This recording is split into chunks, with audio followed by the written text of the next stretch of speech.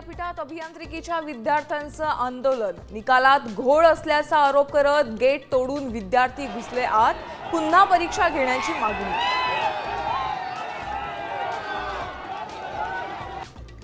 प्रवीण गायकवाडांना मारण्याचा कट, रोहित पवारांचा आरोप, तर हल्ल्याशी भाजपचा संबंध नाही, चंद्रशेखर बावनकुळेंचं स्पष्टीकरण।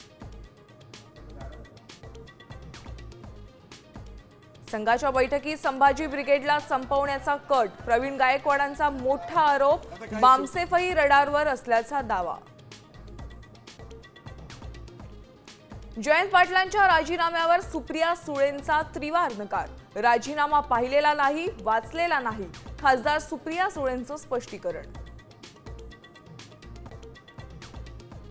सुप्रीम कोर्ट शिवसेना पक्ष चिन्हाचा सोक्षमोक्ष लावणार, ऑगस्टमध्ये सर्वात मोठी सुनावणी।